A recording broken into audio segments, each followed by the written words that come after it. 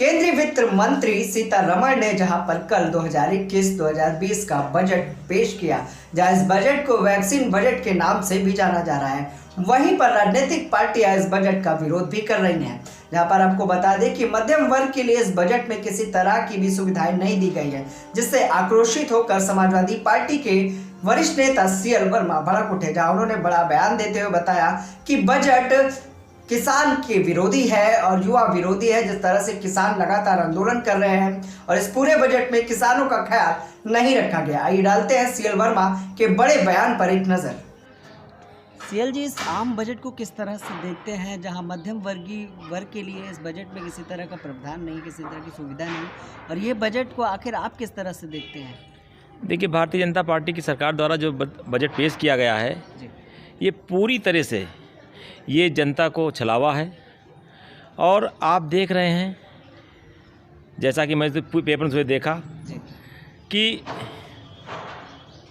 जैसे एक गरीब आदमी पैसे इकट्ठा करके 2.5 लाख रुपए जमा कर दे, तो 2.5 लाख के ऊपर जितना उसका पैसा होगा उस पर भी टैक्स लिया जाएगा। ठीक इसी तरह आप देख रहे हैं, किसी भी नौयुवाओं के लिए, बेरोजगारों के लिए इस बजट में कोई व्यवस्था नहीं है। इसी कड़ी में किसानों को जिस तरह ठगने का काम किया गया इस बजट के द्वारा, किसानों को एक प्रलोभन दिया गया कि मॉडल मंडियां बनाई जाएंगी। आप ये बताइए, एक तरफ जो किसान विरोधी बिल ला करके सरकार ने किसानों को छला और किसानों की ज़मीन चंद पूंजीपतियों के हाथों बंधक उस कानून के तहत करा दिया, और दूसरी तरफ किसानों के लिए मॉडल मंडियों की व्यवस्था हो रही है। तब किसान अपनी भूमि का मालिक ही नहीं रहेगा तो किस बात की मॉडल मंडियां उसके लिए क्या मतलब रखती हैं? किसानों के कर्ज के लिए भी कई चीज़ की गई है, कर्ज बढ़ाया गया है, उनको कर्ज लोन लेने में आसानी होगी।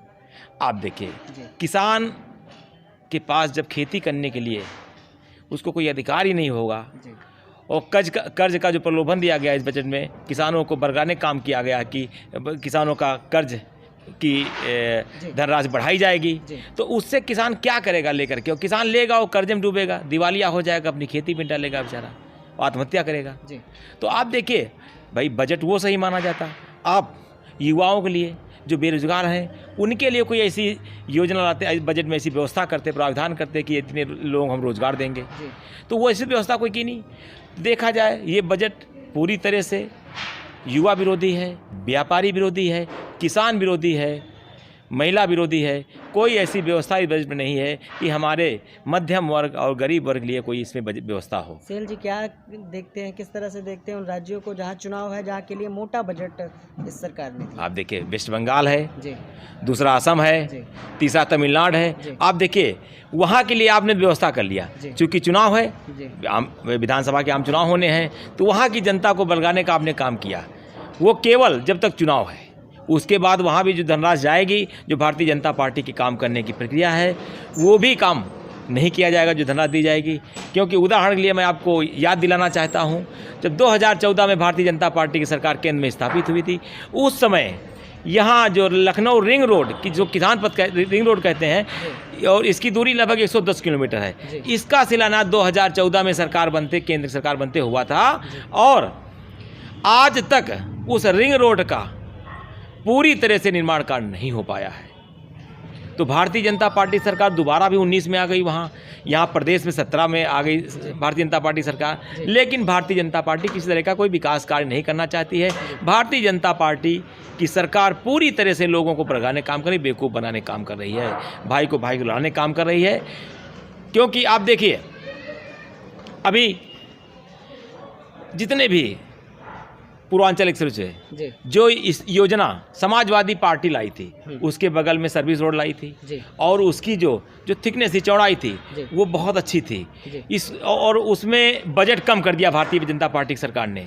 बजट कम करके भारतीय जनता पार्टी की सरकार अब उसको साबित करना चाहती है कि ये हम बहुत कम पैसों में ये पूर्वांचल एक्सप्रेस बनवा देंगे। आप ज़रा सोचिए, जब पैसा कम हो गया, उसकी सर्विस रोड कम हो गई, उसकी थिकनेस कम हो गई, तो पैसा कम लगेगा। लेकिन आम जनता, भोली भाली जनता, देश की जनता को, प्रदेश की जनता को भारतीय जनता पार्टी सरकार बेवकूफ़ बनाने का काम कर रही है, ये संदेश देने का काम कर रही है। देखिए, समाजवादी पार्टी ने ये बजट में बनाने का काम ये एक्सप्रेस कर रही थी, और मैंने देखिए इतने कम पैसे में बना दिया। सर, आखिरी सवाल ये है कि कोरोना वैक्सीन के लिए मोटा बजट सरकार ने दिया, लेकिन सीतारमण ने इस बात को क्लियर नहीं किया कि कोरोना की जो वैक्सीन है वो मुफ्त बांटी जाएगी या नहीं, तो इसको किस तरह से देखते हैं? अब देखिए, सरकार तो कहती है सब हम योजना ला रहे हैं, सब कर रहे हैं, क्या व्यवस्था इसमें कोई इसको उजागर किया? ना ये बजट में उजागर किया, ना कोई ऐसी कोई घोषणा प्रधानमंत्री जी ने की, ना मुख्यमंत्री जी ने की। कोई ऐसी घोषणा नहीं भारतीय जनता पार्टी की सरकार द्वारा हुई है कि ये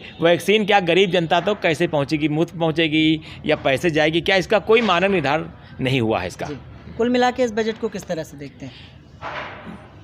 ये बजट जो भारतीय जनता पार्टी की सरकार द्वारा लाया गया है, पूरी तरह से किसान विरोधी है, युवा विरोधी है, महिला विरोधी है।